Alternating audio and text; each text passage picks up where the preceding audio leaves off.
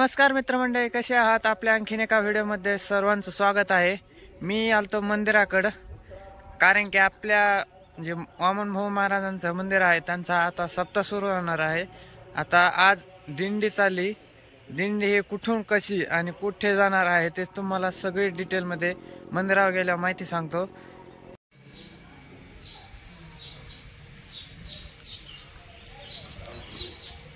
मग सरजी काय चालले?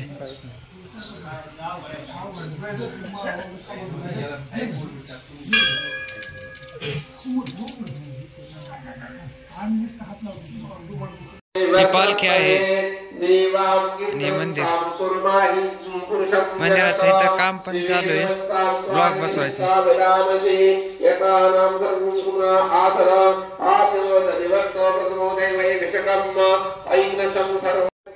दिंडी निघायला आता टाइम आहे, तरी मी चाललो आता खाली दुकानाकडे। दुकानावर परत दिंडी निघायच्या टायमाला परत वापस येऊ। आता तुम्हाला खाली दुकानाकडे गेल्यावर सांगतो कशी जाणार आहे, कुठं कुठे जाणार आहे, कारण की आता इथं हे स्पीकर लावलेला त्याचा आवाजामुळं काही आवाज येणार नाही, त्यामुळे खाली गेल्यावर तुम्हाला डिटेलमध्ये सांगतो।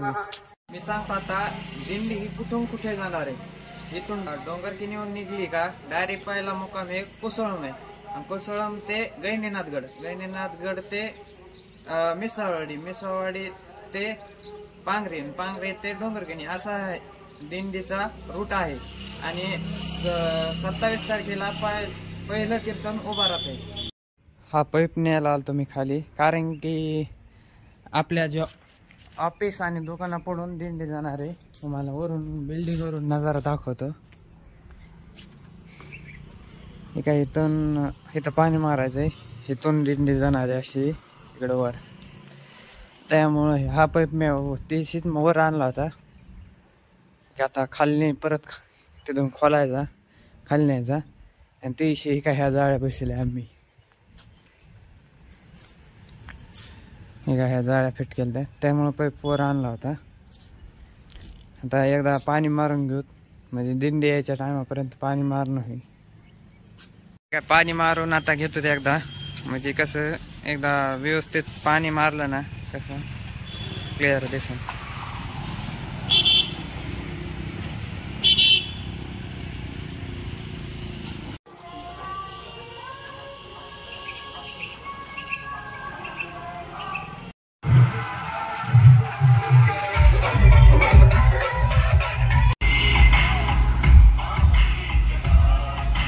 विशाल सेट करा चालू, नाही ब्लॉग करायचे।